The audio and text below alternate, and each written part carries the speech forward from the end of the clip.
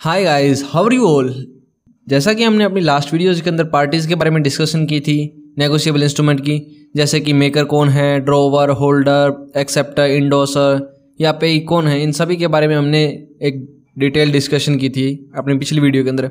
आज इस वीडियो में हम डिस्कस करेंगे कि इन सभी की लाइबिलिटीज़ क्या है, यानी कि ड्रॉवर की ड्रॉई के प्रति या ड्रॉई की क्या लाइबिलिटीज़ है, या पेई की क्या लाइबिलिटीज़, या एक एक्सेप्टर की क्या लाइबिलिटीज़ हैं, मेकर की क्या लाइबिलिटीज़ हैं। तो इन सभी के बारे में आज हम इस वीडियो के अंदर डिस्कस करेंगे।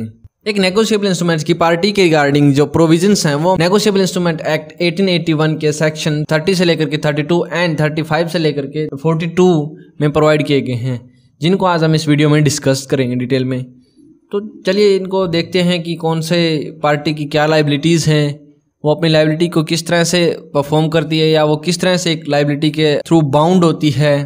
लाइबिलिटी ऑफ पार्टीज, पार्टी की लाइबिलिटीज़ क्या हैं। नेगोशिएबल इंस्ट्रूमेंट एक्ट 1881 कुछ सर्टेन जो ओब्लिगेशन या लाइबिलिटीज़ हैं वो कास्ट करता है किन पे, वेरियस पार्टी पे of negotiable instrument. Negotiable instrument की वेरियस पार्टीज हैं जो उनके ऊपर जो हमारा एक्ट है वो बहुत सारी सर्टेन ओब्लिगेशंस कह लें या उनको लाइबिलिटीज़ कह लें, वो कास्ट करता है, जो कि इस प्रकार हैं।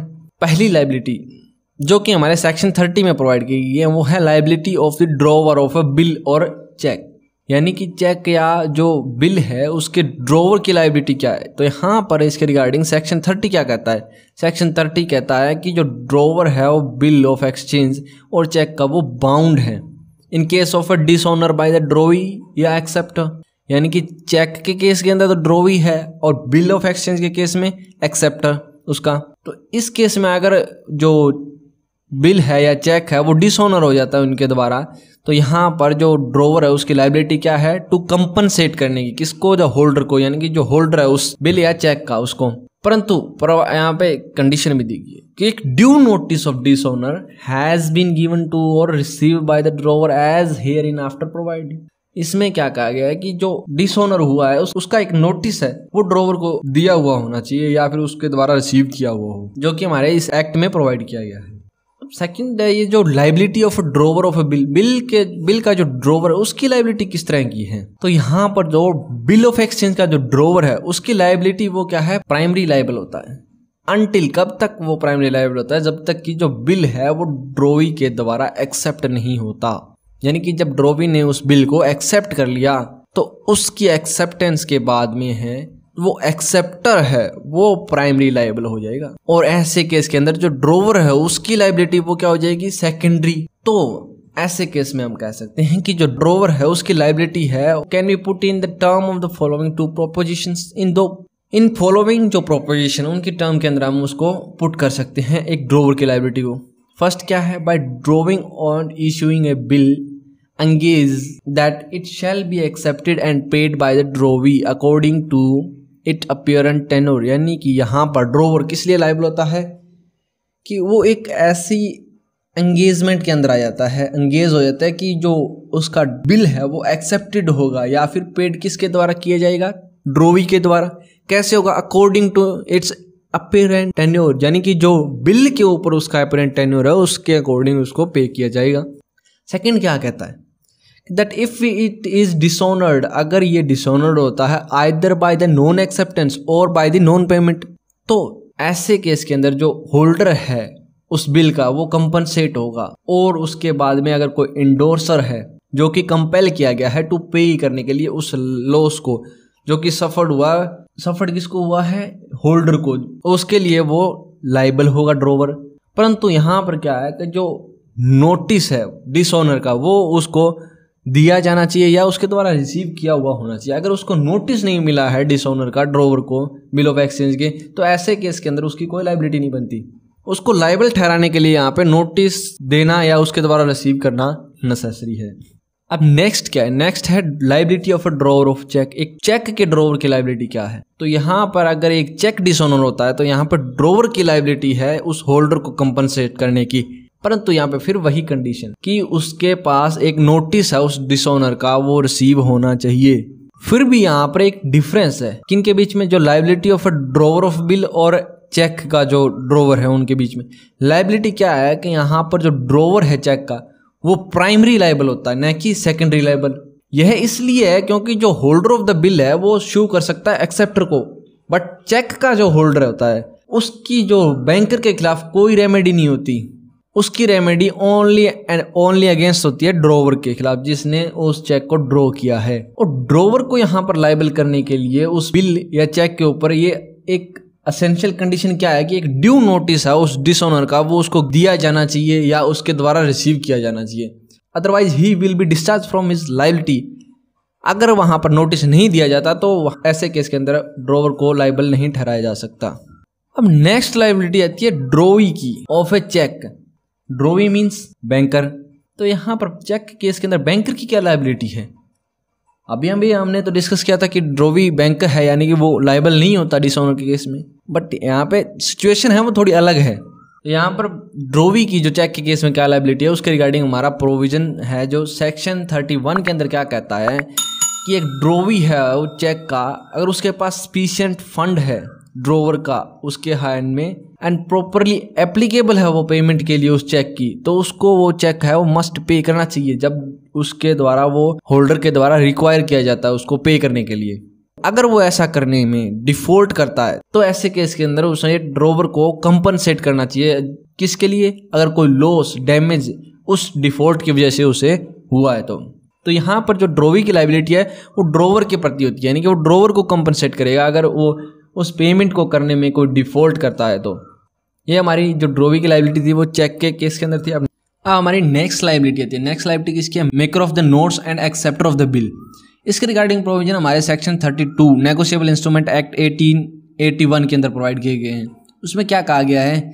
इन the absence of contract to the contrary, एक मेकर प्रोमिसरी नोट का और एक एक्सेप्टर बिल का, वो क्या है? Before the majority of a bill of exchange are bound है to pay the amount thereof at the maturity according to the apparent tenure of the note और acceptance respectively. यानी कि जो note है या जो एक्सेप्टेंस एक acceptor के द्वारा की गई है उसके ऊपर जो टेन्योर है जो कि अपीयर होता है उसकी मैच्योरिटी पे वो बाउंड है वहां पर पे करने के लिए जो अमाउंट उसके अंदर मेंशन है।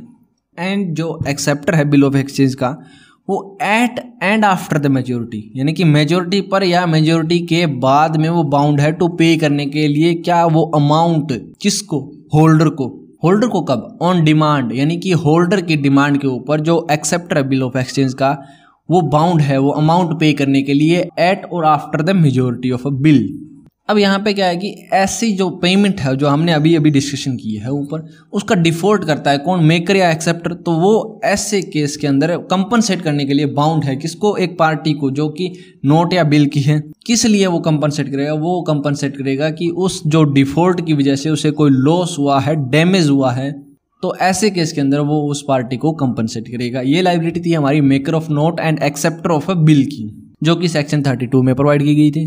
नेक्स्ट है liability of a इंडोर्सर।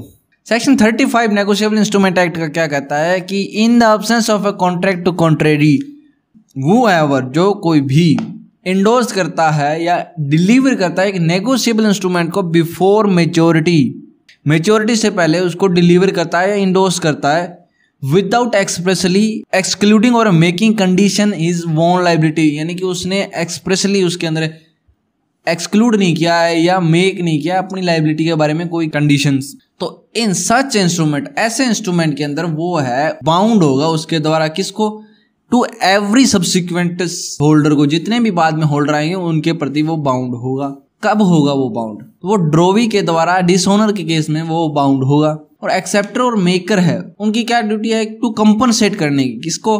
To such holder को for any loss damage cause to him by such dishonour, यानी कि उस डिसऑनर की वजह से होल्डर को कोई लॉस हुआ है, डैमेज हुआ है, तो उसको कंपनसेट करेगा वो इंडोर्सर। परंतु यहाँ पे वही नोटिस वाली एक शर्त है कि जो due notice of dishonour has been given to और रिसीव्ड बाय हिम, यानी कि बाय सच इंडोर्सर, यानी कि जो एक नोटिस है उस डिसऑनर का वो उस इंडोर्सर को दिया हुआ होना चाहिए या उसको रिसीव कर लिया हो उसने। तो यहाँ पर जो एवरी इंडोर्सर है आफ्टर द डिसऑनर वो क्या होगा? Is liable upon an instrument जो कि पेएबल है ऑन डिमांड, उसके लिए वो इंडोर्सर है वो लाइबल होगा।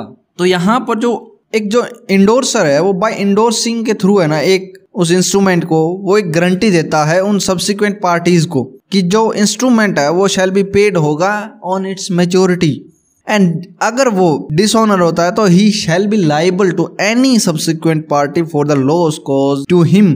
इसका कहने का मतलब है कि जितनी भी पार्टी हैं बाद में सब्सिक्वेंट की पार्टी हैं उनको वो गारंटी देता है कि ये जो इंस्ट्रूमेंट है वो पेड होगा अपनी मैच्योरिटी की डेट के ऊपर। अगर ऐसा नहीं होता है तो वो लाइबल होगा, यानी कि इंडोर्सर लाइबल होगा। परंतु यहाँ पर क्या है कि जो नोटिस है उसका डिसऑनर का वो उसको रिसीव्ड होना चाहिए। अब आती है next liability of prior parties.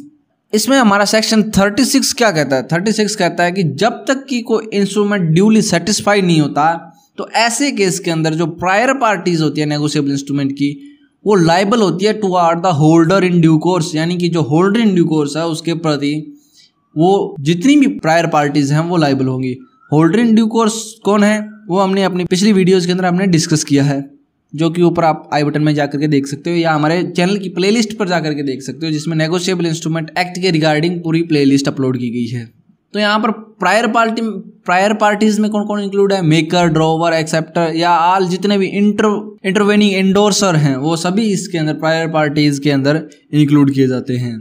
In the case of dishonour के केस में जो होल्डर इन ड्यू कोर्स है वो डिक्लेयर क्या कर सकता है? एनी या ऑल द प्रायर पार्टी, जितनी भी कोई भी पार्टी है प्रायर पार्टीज हैं या इनमें से कोई एक पार्टी को लाइबल कर सकता है फॉर द अमाउंट, उस अमाउंट के लिए। तो ये हमारी लाइबिलिटीज थी प्रायर पार्टीज की जो सेक्शन 36 के अंदर प्रोवाइड की गई हैं। नेक्स्ट है हमारी लाइबिलिटी ऑफ एक्सेप्टर। कब? जब एक एंडोर्समेंट है वो इज फ्रॉड, जब एक एंडोर्समेंट है वो फ्रॉड है, यानी कि सेक्शन 41 क्या कहता है?